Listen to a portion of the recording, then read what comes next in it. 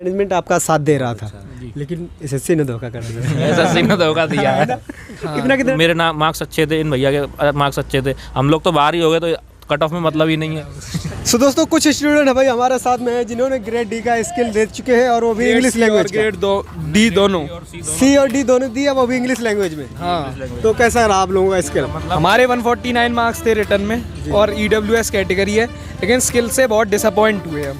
तो हमने कैलाश चंद्रा मैगजीन लगाई थी, लेकिन वो मैटर अलग ही कैटेगरी का आ गया। ये तो ना एडिटोरियल था ना पार्लियामेंट्री था, अलग ही एसएससी ने इस बार डिसअपॉइंट कर दिया। इतना कम टाइम मिला था प्रिपरेशन के लिए, उस हिसाब से थोड़ा आसान देना था जी, लेकिन बच्चों को बहुत निराशा हाथ लगी ना है। भी देते तो कुछ ऐसा रिलेवेंट देते जो अब तक एसएससी ने ट्रेंड चलता आ रहा है इतने सालों से, तो कुछ उससे मिलता जुलता देते तो बच्चों को कुछ तो फायदा पड़ता। मतलब बिल्कुल आउट ऑफ द कंटेक्स्ट, बिल्कुल जिसका कोई मतलब ही नहीं है जैसे कि देने का। हमने जो प्रिपरेशन करी थी लेटर्स वगैरह की, मिनिस्ट्रीज वगैरह की, इन सब की, बट जो आया वो सिर्फ एक आर्टिकल वगैरह आया बुक का, जैसे कोई हेडिंग आती है किसी चैप्टर के अंदर जो एक पैराग्राफ आता है, एक वैसा कुछ एक आया था। और एसएससी को ये भी कंसीडर करना चाहिए कि प्रिपरेशन के लिए केवल 3 महीने मिले थे मुश्किल से, और पिछली बार इतना टाइम मिलता था तब मैटर आसान आता था, जबकि इस बार सी और डी दोनों के डिक्टेशन कंपैरेटिवली बहुत हार्ड थे और टाइम भी कम मिला। टाइम तो कम मिलेगा ही ऑटोमेटिक। 1.5 महीने से ही कम टाइम मिला था इस बार। अच्छा, जैसे तैयारी आपने किया तो उस हिसाब से देखा जाए तो क्या उस हिसाब से जो शॉर्ट हैंड था वो काफ़ी टफ था, जो पिछली बार से बहुत ज़्यादा टफ आया हुआ था। आपका दोबारा का है? नहीं, मेरा फर्स्ट टाइम ही था।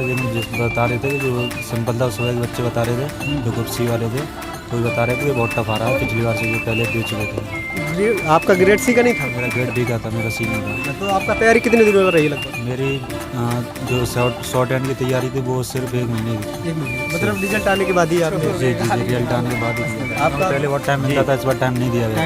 अच्छा, अभी कुछ स्टूडेंट का ये भी इशू रहता था कि ज़्यादा टाइम लगते थे तो ट्यूटर कंप्लेन करने लगते कि रिजल्ट नहीं दे रहे, तो आप नहीं तो मीडियम रखना चाहिए ना इतना कम रखना चाहिए। जैसे अभी 2 महीने रखे हैं, मीडियम कम से कम 4 से 5 महीने का समय तो मिलना इसका चाहिए। कैलेंडर भी तो पहले जारी कर दिया गया था कि इतने नहीं, समय उस एग्जाम का कैलेंडर जारी किया था, स्किल टेस्ट का कैलेंडर इनने जिस दिन आंसर की दी उसी दिन इन्होंने नोटिस दे दिया कि 15 फेब को स्किल टेस्ट रख रहे हैं ये लोग। जी, ये हुआ है, जो कि हमेशा एक्सपेक्टेड क्या, मतलब ये बिल्कुल मतलब फिक्स्ड है कि प्री और स्किल के बीच में 5 से 6 महीने का गैप रहता ही रहता है। क्योंकि अगर कोई बंदा जिसने शॉर्ट हैंड सीख भी रखी है, अगर उसे फिर से स्पीड में आना तो उसे इतना प्रैक्टिस तो मिनिमम लगती ही है। अगर चलो बात प्रैक्टिस की नहीं है तो मतलब मैटर तो इनको ऐसा देना चाहिए कि जो हो सके, मतलब जो बंदा लिख सके एक तरीके से।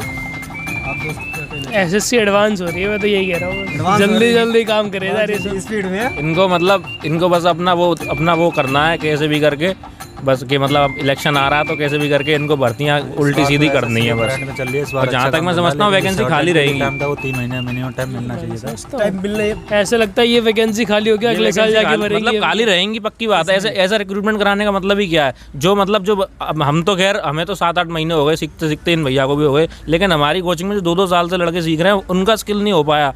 मतलब आप समझ सकते हैं जी, उन वो नहीं लिख पा रहे इस तरीके की, क्योंकि बच्चों के भविष्य के साथ खिलवाड़ किया गया है। अच्छा, तो भैया आप लोगों के हिसाब से अगर देखा जाए तो यहाँ का जो मैनेजमेंट था ये कैसा था? ये अच्छा था, हम तारीफ करेंगे।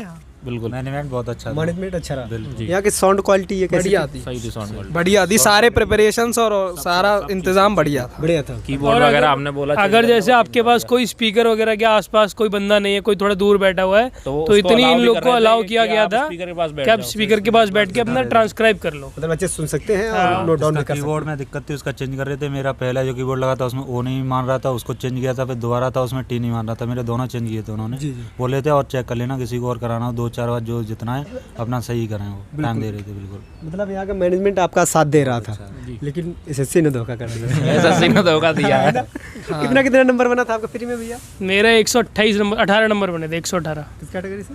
ईडब्ल्यूएस कैटेगरी से। जी, मेरे 148.58 कैटेगरी ओबीसी। मेरा 121 पॉइंट कुछ था ओबीसी। तो लगभग क्या रह सकता है कट ऑफ का? कट ऑफ इस बार मैं जहाँ तक समझता हूँ बहुत डाउन जाने वाली है। मुश्किल से 10 नंबर का फ़र्क आ जाएगा, क्योंकि इन्होंने स्किल इतना टफ दिया है। जहाँ तक मैं समझता हूँ इस पूरे सेंटर में मुश्किल से 10-15 बच्चे ऐसे होंगे जो क्वालिफाई कर पाए होंगे। 10-15 केवल। सही बात है। ये बिल्कुल हकीकत बात है। काफ़ी अच्छा, क्योंकि इसको सिर्फ वही कर सकता है जो मतलब दिन रात काम कर रहा है शॉर्ट हैंड में, जिससे मतलब बिल्कुल रट गई है शॉर्ट हैंड से, वो भी बड़ी मुश्किल से इसको कर सकता है। उसका भी मतलब मैं समझता हूँ 100% एक्यूरेसी के साथ कोई नहीं कर सकता इसको, वो भी ऐसे अटकेगा 99 के आस मतलब 91 के % एक्यूरेसी के साथ वो भी रह जाएगा इतने पे, बस वो क्वालिफाई कर पाएगा। इस वजह से जो जैसे हाई मेरे मार्क्स अच्छे थे, इन भैया के मार्क्स अच्छे थे, हम लोग तो बाहर ही हो गए, तो कट ऑफ में मतलब ही नहीं है। अच्छा, तो क्या जो आपका स्टेनोग्राफर इसमें स्किल पहले करवाया जाए? स्किल अगर हो जाए अच्छा से तो ये भी ऑप्शन सही है, स्किल पहले करा सकते हैं। अगर स्किल पहले ना कराएं तो कम से कम कुछ बेसिक क्वेश्चन स्टेनो से रिलेटेड या ऐसे प्री में डालें, जिससे कि फालतू की भीड़ छट जाए एक तो, और जैसे ये एग्जाम कैलेंडर पहले से जारी करते हैं उसी तरीके से या तो स्किल टेस्ट का पहले से बता दें तो बच्चा उसी हिसाब से प्रिपरेशन करेगा, या फिर जो इन्होंने पैटर्न में चेंज किया है एकदम से, मतलब इतने साल हो गए एसएससी को रिक्रूटमेंट कराते हुए, हमेशा पार्लियामेंट्री स्पीच आई है और लगभग सेम सही आया मैटर। एक तरीके से देखा जाए पार्लियामेंट्री प्रोसीडिंग होती है जिस पर बच्चों ने उसी हिसाब से प्रैक्टिस की है, और कोचिंग वाले भी उसी पे अच्छा खासा प्रैक्टिस करवाते उसी पे कराते हैं। जब पता है वही आना है, एसएससी हर बार वही दे रहा है, तो और मतलब करना क्या है उसके अलावा। इस बार पैटर्न केवल बदल दिया गया तो इस बार मतलब कोई लेना देना ही नहीं है उसका, जो मैटर अब तक आया है और अब जो आया उसका मतलब बिल्कुल कोई मैच ही नहीं है। कोई मैच ही नहीं। भैया नाम क्या हुआ आपका? गौरव अग्रवाल। कहाँ से हैं आप? मैं खेरिया मोड़ आगरा से। आगरा साहब दोस्त? जी, मेरा नाम मनोज बघेल है, मैं आगरा से रहता हूँ। मैं प्रशांत शर्मा आगरा से। आगरा। हम तीनों सक्सेस स्टेनोग्राफी कोचिंग में पढ़ते हैं। ऋषि सर हमारे सर है। Rishi Gautam sir success stenography Agra की। आप भैया? मैं भी आगरा से हूँ, एतमादपुर आगरा। हरिमोहन यादव नाम है मेरा। हरिमोहन यादव भैया से साथ में। देखिए आगरा के कैंडिडेट थे, लेकिन इन्होंने जो भी इनके साथ हुआ और जैसा होना चाहिए वो भी आप लोगों के लिए बिल्कुल बेहतरीन तरीके से बताया। अभी और कुछ आप लोग बताना चाहते हैं या फिर वीडियो यहाँ पर स्टॉप किया जाए? आप MTS के लिए प्रिपरेशन कीजिए। MTS के लिए स्टेनोग्राफर छोड़ दीजिए। तो भैया भी सही कह रहे हैं, क्योंकि इन्होंने जैसा इनके साथ हुआ, जैसा अपना एक्सपीरियंस इन्होंने आपके साथ शेयर किया। तो एक और स्टूडेंट हमारे साथ में जिनका भी ग्रेड D का स्किल हो चुका है, कैसा रहा दोस्त स्किल? स्किल तो अच्छा नहीं हुआ क्योंकि मैंने आंसर की के बाद चालू किया था। टाइम कम मिला आपको प्रैक्टिस करने का? टाइम कम मिला। अच्छा, तो लगभग कितना दिनों प्रैक्टिस रहा आपका प्रॉपर?